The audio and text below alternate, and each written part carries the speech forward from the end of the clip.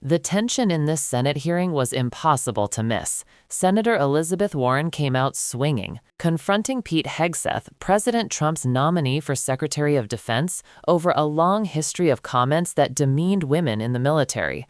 But beyond the political theater, this clash raises a deeper question about integrity, conviction, and what it truly means to lead a modern army. Senator Warren. Thank you, Mr. Chairman. And Mr. Hegseth, thank you. Thank you for your service. So if you're confirmed as Secretary of Defense, you will oversee our military, including about 250,000 women who currently serve on active duty in the Army, the Navy, the Air Force, the Space Forces, and the Marines. And I have serious concerns that your behavior toward women disqualifies you from serving in this role. Now, I've been trying to get answers from you for quite some time on this. You haven't wanted to meet or to answer any of my questions. So we'll just have to do it here and dive in. I want to pick up on some of the questions asked by Senators Shaheen and Gillibrand and Hirono. And I just want to make sure we have a list of some of the facts that I think are undisputed. I'm not going to talk about anonymous sources. I'm just going to quote you directly. We've got the video. We've got it in print.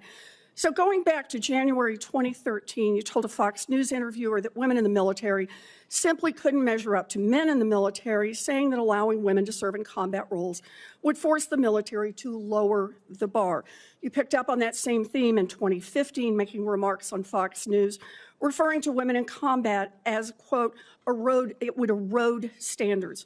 June 2024, you said on Ben Shapiro's podcast, quote, women shouldn't be in combat at all. And then, of course, we've talked about it in 2024. You published a book, and you say on page 26 of your book, we need moms, but not in the military, especially in combat units. Page 48 of your book, you claim that women should not be in combat roles because men are distracted by women. And then 10 weeks ago, you appeared on the Sean Ryan show and said, I'm straight up just saying we should not have women in combat roles. Now, I presume you recall making all these statements?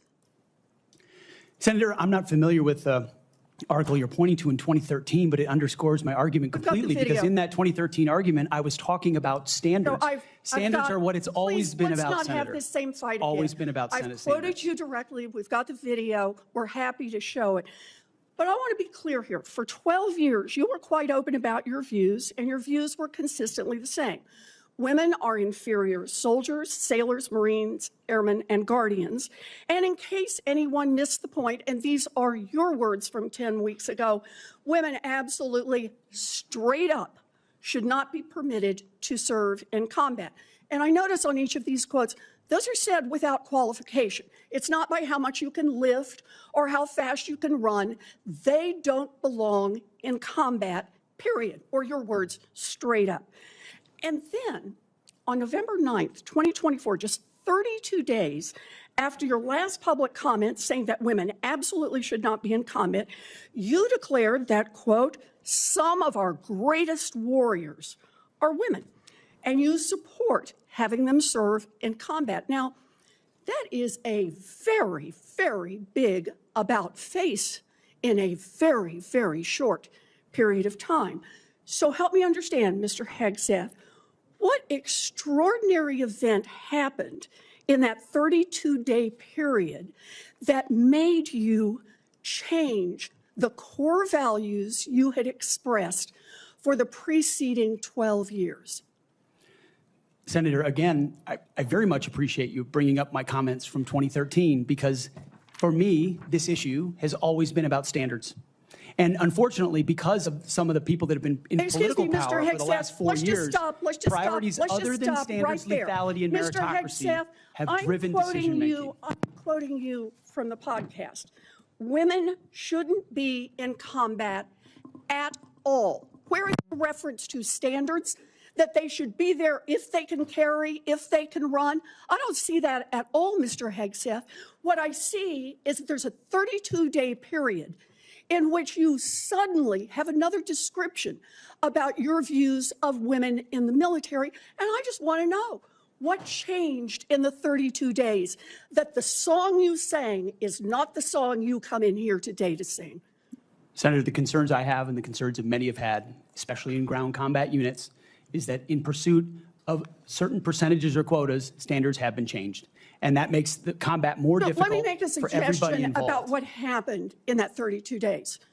You got a nomination from President Trump. Now, I've heard of deathbed conversions, but this is the first time I've heard of a nomination conversion.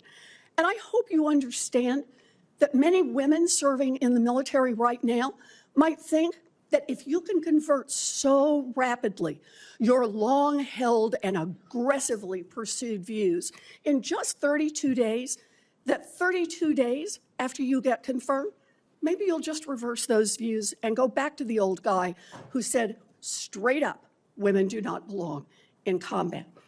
Now, Mr. Hegseth, you have written that after they retire, generals should be banned from working for the defense industry for 10 years.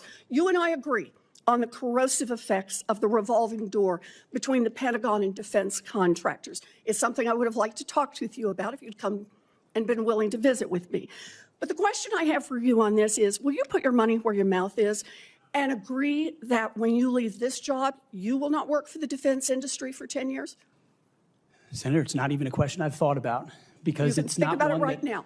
It's not one, my motivation for this job I understand has never that. I been just about need what a could yes or no conceivably here. come next. Time is short. I just need a yes or no. I would consult with the president about what the policy should be In at the Defense other Department. words, you're quite sure that every general who serves should not go directly into the defense industry for 10 years, but you're not willing to make that same pledge? I'm not a general, Senator. You'll be the one, let us just be clear, in charge of the generals. So you're saying sauce for the goose, but certainly not sauce for the gander? I would want to see what the policy of the Oh, president I'll is. bet you would. Thank you, Senator Warren. If someone spends more than a decade publicly saying women shouldn't serve in combat, how believable is it when they suddenly change their tune, conveniently right after a presidential nomination? Subscribe for more sharp political breakdowns like this one. What Warren exposed here isn't just a matter of personal opinion, it's about credibility. The military isn't just muscle and machinery, it's built on trust. Every soldier, regardless of gender, deserves to know their leader believes in their worth and capability. When someone like Hegseth claims women distract men in combat and then reverses that position only after being considered for one of the most powerful positions in the world, it begs a hard question. Is this a genuine evolution, or is it political convenience dressed up as enlightenment? Don't miss more honest takes like this. Subscribe now. And then there's Warren's second hit, the revolving door between the Pentagon and defense contractors. This is an old, ugly problem in Washington. Retired generals and defense officials too often slide right into high-paying jobs with the very companies that profit from the wars they once directed. Warren has long fought against that cycle of influence and money. When she asked Hegseth to commit to a 10-year ban, he dodged, a red flag for anyone who values independence and military leadership. The idea that someone can't even pledge to stay clear of the industry they regulate tells you everything about where their loyalties might lie. If you value truth over talking points, make sure you hit that subscribe button. At its core, this exchange wasn't just about one nominee. It was about the soul of U.S. defense leadership, whether we want a Pentagon guided by integrity and fairness or one swayed by ideology and corporate ties. Warren's interrogation may have been harsh, but it was necessary. The military is one of the most respected institutions in America, and whoever leads it must reflect the nation's full strength, men and women alike. Power demands accountability, and that's exactly what moments like this are meant to deliver. Stay informed, stay critical, and subscribe for more deep dive political coverage.